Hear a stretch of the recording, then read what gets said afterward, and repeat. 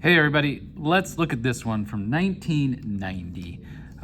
One thing that I've changed about when I hand this one out in class, actually I'm going to go ahead and do it, is I just get so annoyed with this one, with its masses, that it's got a bullet of mass m and a block of 100 m. So I just changed this from 100 m to 3 m here. And so right here, I'm going to change this from 100 m to 3 m. All right, that being said, let's look at this one here. So we got a bullet of mass m is moving horizontally with a speed v0 when it hits a block of mass 3m, let's say, that is at rest on a horizontal frictionless table as shown above. So it's going to slide without friction across here. The surface of the table is a height h above the floor. After the impact, the bullet and the block slide off the table and hit the floor at a distance x from the edge of the table. Derive expressions for the following quantities in terms of m, h, v0, and appropriate constants. So we can't have anything else in there. All right, so first up here, they're going to ask us to find the speed of the block as it leaves the table. Well, that speed is the combined speed of the bullet and the block after they strike and combine. That is a collision, and so since it is a collision, we are going to do conservation of momentum. So let's say this: the momentum of the system beforehand is equal to the momentum of the system afterwards. And so beforehand, if I call the bullet, let's say object 1, we just have the momentum of object 1 beforehand because the block isn't moving. And then afterwards, I'll call it momentum of object 1, 2, because the bullet and the block are combined, and I'll put that little tick mark there to indicate afterwards. So let's fill in for each of these. And so the momentum of object 1 is the mass of object 1 times its original velocity, which I'll just go ahead and call v0. And afterwards, the combined momentum is the mass of object 2, which the mass of object 1, and it sticks to object 2, so they have one combined mass here, and they have some new speed. We'll call that v prime right here. So now, let's just clean this up a little bit. We'll get m. I'll just call, instead of m1, because they're all just called m, v0 is equal to, if I combine these two, I get 4m, and I'll call that v prime, and the m's here will cancel out, and then we will get to our final answer here, which is the velocity is equal to 1/4 v0. And sorry, this is velocity prime. So the final velocity is 1/4 of the original velocity. Okay, makes sense. We have 4 times the mass moving now, so we should only have 1/4 the velocity. Next up, they say, find the change in kinetic energy of the bullet block system during impact. Okay, so to do that, find the change in anything, and including kinetic energy, is the final of that value minus the initial of that value. So now let's find each of those. Let's find the initial kinetic energy. So the initial kinetic energy is 1/2 times the mass of the bullet times its initial velocity squared. And then let's find the final kinetic energy. So the final kinetic energy is 1/2 times the mass that's moving, which is 4m is moving. And remember, its speed is 1/4 v0 squared. And so let's fix this now. The 1/4 squared, well, 1/2 times 4 will be 2.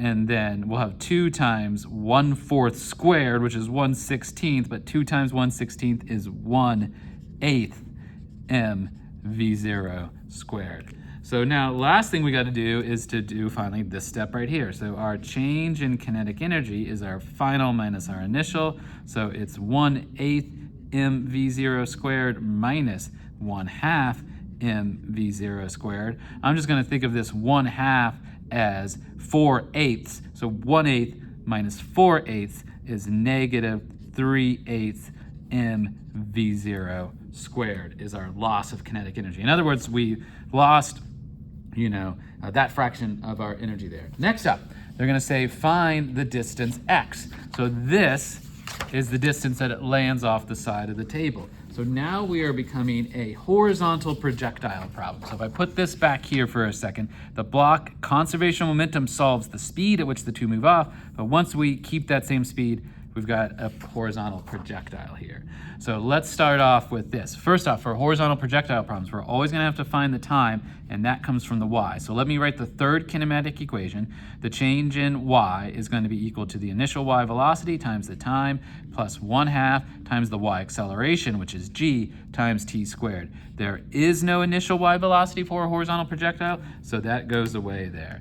Next up, we just got to simply solve this for time, and we'll get that the time to fall is 2 times the y displacement over g. And we better use the terms they use. So the y displacement, they call that h, so it's 2 times h over g. Remember, you can't just jump here if you got this memorized. You got to start with the third equation. So now let's find the distance that it goes. That's also, you can think of it as the third equation. Delta x equals v0x times t plus 1/2 times ax times t squared. But this time, it's the acceleration that's 0. So there's no acceleration in the x direction because there's nothing pushing or pulling on a horizontal projectile. So our distance x here, which is just what they want us to find, is our x velocity. What's this x velocity? We solved that all the way back here. That was the velocity that the two moved off together. So that's our 1/4 v0 squared there. So 1/4 not v0 squared, just 1/4 v0. And then we've got to multiply our velocity times our time. Our time we found up here, which is the square root of 2h over g. And that g is underneath the square root, just in case you can't tell there. Let me bring them down. Yeah, there we go, just so we're clear. All right, last up, got one more here, and this one is on these two questions about the nature of the horizontal projectile. So as they say, suppose the bullet passes through the block instead of remaining in it. So state whether the time required for the block to reach the floor from the edge of the table would now be more, less, or the same. Well, the time to hit the ground is the same. And that's the true because it's the same. It only depends on height.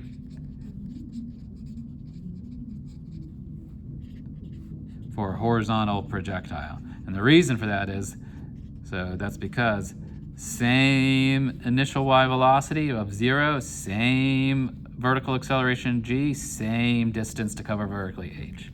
All right, last question here. So it says state whether the distance x for the block would now be greater, less than, or the same. Well, think about it like this. If the bullet passes through, so if the bullet passes through, so it's going to slow down less. So that means it loses less, it loses less velocity, which means it's going to lose less momentum, the bullet does. And so that is, so less momentum / velocity left for the block.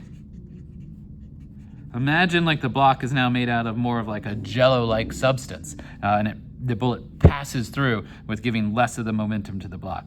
So less velocity